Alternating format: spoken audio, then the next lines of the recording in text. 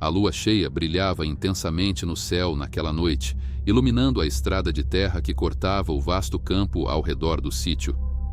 A luz prateada conferia um aspecto surreal à paisagem, criando sombras longas e misteriosas que pareciam se mover sozinhas, acompanhando cada passo do viajante solitário. Meu tio Bento, um homem de grande porte, com quase 2 metros de altura e mais de 120 quilos de músculo, voltava para casa montado em sua mula. A noite estava tranquila, mas trazia um presságio sombrio que ele, ainda alterado pela bebida e pela diversão, não percebeu de imediato. Bento era conhecido por sua coragem. Quem o conhecia sabia que ele não era de fugir de desafios, fosse na lida com burros bravos, sua especialidade, ou nas brigas de bar que ocasionalmente estouravam na cidade. Sempre andava armado, com um facão afiado pendurado na cintura e uma espingarda de 2 canos presa às costas. Naquela noite, após deixar sua esposa na casa da mãe, pois o parto de seu filho estava próximo, decidiu dar uma escapada até a zona. O que ele não imaginava era que essa seria a última noite de normalidade em sua vida.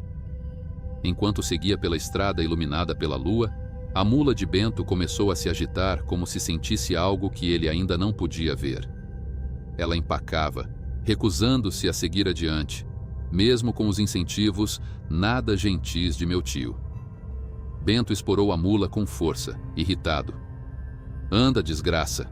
gritou, batendo mais forte no animal, forçando-o a continuar. Foi então que ele viu, ao longe, algo deitado no meio da estrada. Parecia um cachorro, mas era grande demais para ser um animal comum. Bento estreitou os olhos e sentiu o cheiro de algo podre, um odor tão forte que revirou seu estômago. A criatura que antes estava imóvel começou a se levantar lentamente. E foi aí que meu tio percebeu que não era um cachorro. Aquela coisa era muito maior, com um corpo musculoso e deformado, e olhos que brilhavam com uma luz maléfica, refletindo o brilho da lua. A mula, aterrorizada, deu um pinote e derrubou Bento no chão. Antes que ele pudesse se levantar, o animal fugiu, deixando-o sozinho no caminho com a criatura. Bento se levantou rapidamente, praguejando, mas, ao olhar novamente para o ser à sua frente, sentiu o coração quase parar. A coisa estava de pé agora, com garras gigantescas cravadas na terra. Os dentes afiados reluziam sob a luz da lua, e um rosnado grave reverberou no ar, fazendo as folhas das árvores ao redor balançarem, como se um vento gelado tivesse passado por ali. Meu tio, valente como sempre, não hesitou. Puxou o facão da cintura, segurando a lâmina com firmeza, e gritou: "Vem, desgraçado! Se a briga que você quer, vai ter!" A criatura não precisou de outro convite. Com um salto assustadoramente rápido, o lobisomem avançou, suas patas batendo com força no chão enquanto corria em direção ao meu tio. Bento tentou desviar, mas a velocidade da criatura era sobrenatural. Em um piscar de olhos, o lobisomem já estava sobre ele, derrubando-o novamente no chão. Bento tentou usar o facão, mas a criatura era muito mais forte e conseguiu agarrá-lo pelas pernas, arrastando-o como se fosse um boneco. Enquanto era arrastado, meu tio tentava desesperadamente se libertar. Ele golpeava com o facão, acertando ora a terra, ora as patas da criatura. Mas o lobisomem parecia não se incomodar com os cortes. Era como se sua pele fosse dura como pedra, e cada golpe que Bento desferia apenas irritava ainda mais a besta. A dor no pé começou a se intensificar. O lobisomem havia cravado os dentes na perna de Bento e agora o arrastava para dentro da mata. O cheiro de sangue enchia o ar, e meu tio sabia que se não fizesse algo logo, aquela noite seria sua última. Em um último ato de desespero, ele reuniu toda a força que ainda lhe restava e desferiu um golpe certeiro com o facão na cabeça da criatura. O lobisomem soltou um uivo de dor, recuando por um instante. Mas em vez de fugir, a criatura se enfureceu ainda mais e voltou a atacar, dessa vez com mais violência. Bento tentou se defender, mas no processo acabou golpeando o próprio pé, quase o cortando completamente. A dor foi tão intensa que ele soltou um grito abafado, mas o instinto de sobrevivência o manteve consciente. Continuou golpeando, sua visão turva pelo sangue que escorria tanto de seus ferimentos quanto dos cortes profundos que havia infligido na criatura. A batalha continuou por mais alguns minutos, até que, após levar vários golpes, a criatura soltou meu tio e recuou, desaparecendo na escuridão da floresta. Bento ficou estirado no chão, quase inconsciente, o corpo coberto de cortes, o pé praticamente decepado, e o sangue formando uma poça ao seu redor. Ele ouvia os sons da floresta voltando lentamente, como se a natureza retomasse o controle agora que a criatura se fora. O céu começava a clarear, e ele sabia que não sobreviveria muito mais tempo sem ajuda. Foi então que o leiteiro passou pela estrada. Ao ver meu tio naquele estado, quase morto, o homem mal pôde acreditar no que via. Bento foi levado às pressas para a cidade e depois transferido para Curitiba, onde os médicos fizeram o que puderam para salvar sua vida. Seu pé, no entanto, não pôde ser salvo. Aquele lobisomem havia levado consigo mais do que a carne. Arrancaram uma parte da alma de Bento naquela noite. A história, embora fantástica demais para muitos, marcou profundamente minha família. Ninguém nunca acreditou completamente no relato do meu tio, mas ele sempre dizia que sabia o que havia visto. Não era um cachorro nem uma fera qualquer. Aquilo era um lobisomem, uma criatura das trevas, e ele quase perdeu a vida nas garras dela. Os anos passaram, mas a memória daquela noite nunca se apagou. Sempre que olhávamos para o pé amputado de Bento, a lembrança de sua luta contra a criatura retornava. Ele, embora marcado física e emocionalmente, seguiu vivendo, carregando o peso de uma noite que ninguém além dele acreditava plenamente. Mesmo assim, ele nunca mais foi o mesmo. As noites de lua cheia, que antes não lhe traziam desconforto, agora faziam seu coração acelerar, como se a criatura pudesse voltar a qualquer momento, em busca do que restara. Esse relato, contado inúmeras vezes por ele nos encontros familiares, sempre terminava com um aviso. Ele olhava para cada um de nós com olhos profundos e dizia: "Não subestimem o que não podem entender. O mal existe e, às vezes, anda entre nós." Com o tempo, meu tio Bento se tornou uma lenda na região.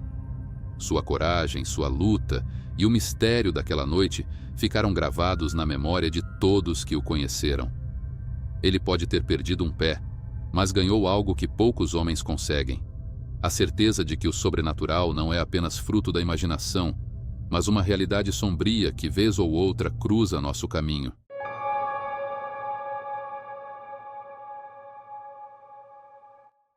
O ano era 1990, em Arapiraca, Alagoas, uma cidade pacata e repleta de histórias misteriosas que atravessavam gerações.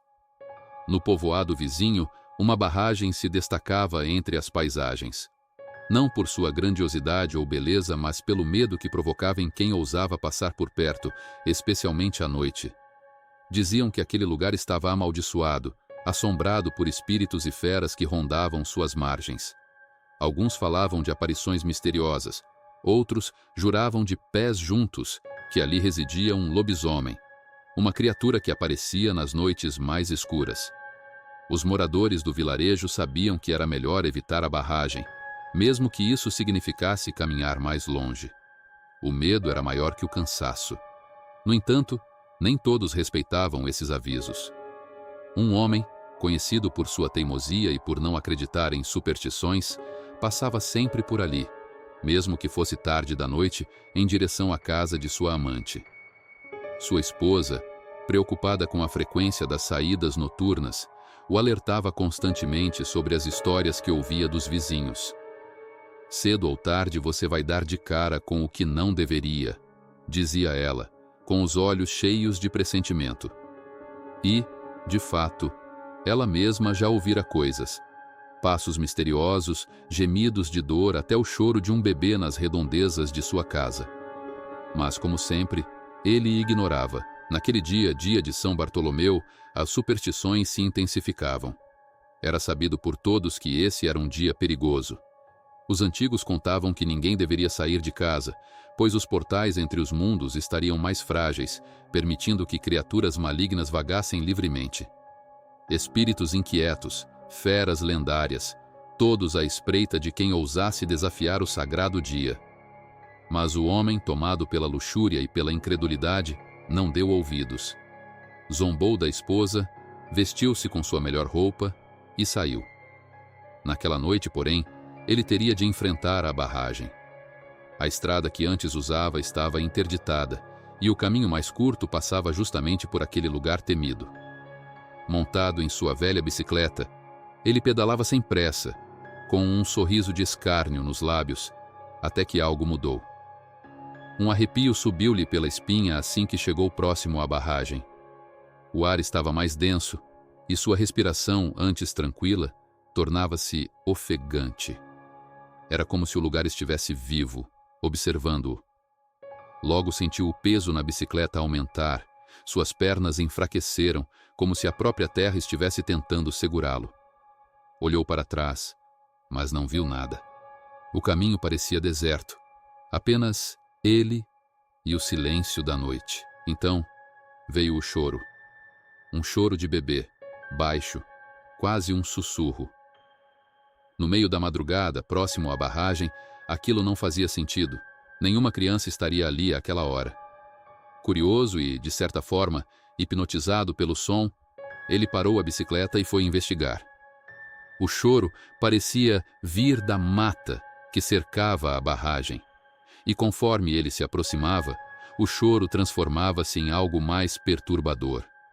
Uma risada grotesca, macabra. De repente, as folhas da mata começaram a balançar, mesmo sem vento. E ele ouviu um barulho pesado, como se algo estivesse caminhando entre as árvores. Seu coração quase parou quando avistou a criatura. Era enorme, com uma postura curvada, coberta por pelos espessos e sujos.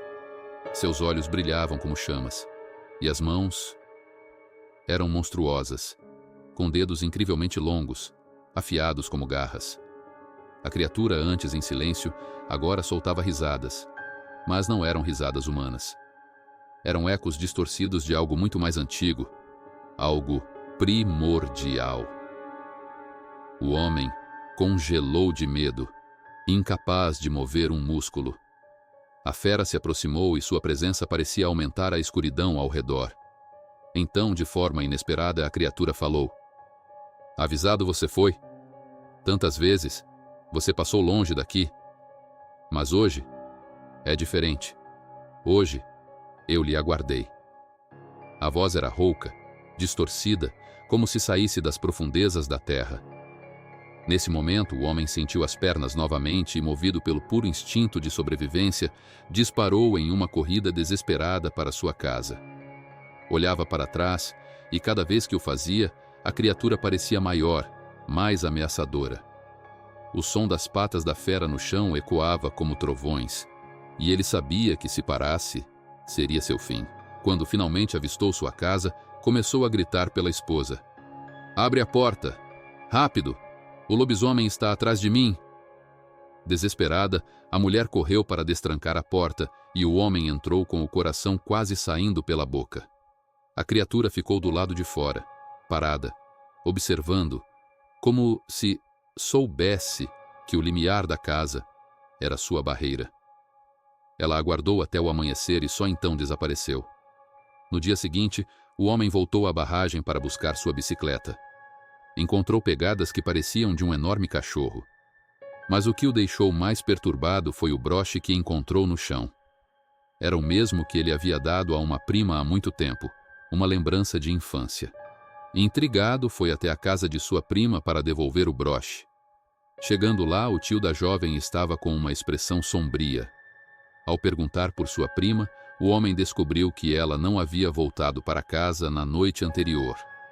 O tio contou que, ultimamente, ela saía todas as noites para rezar, mas nunca dizia onde ia.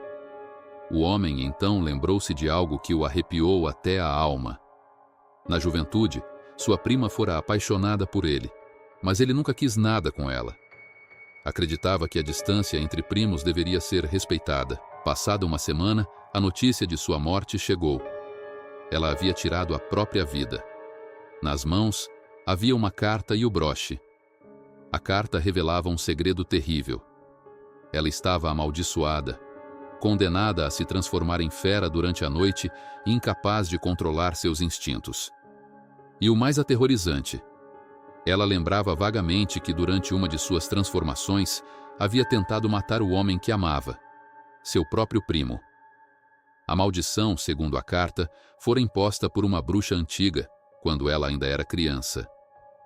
A sina da jovem era perversa.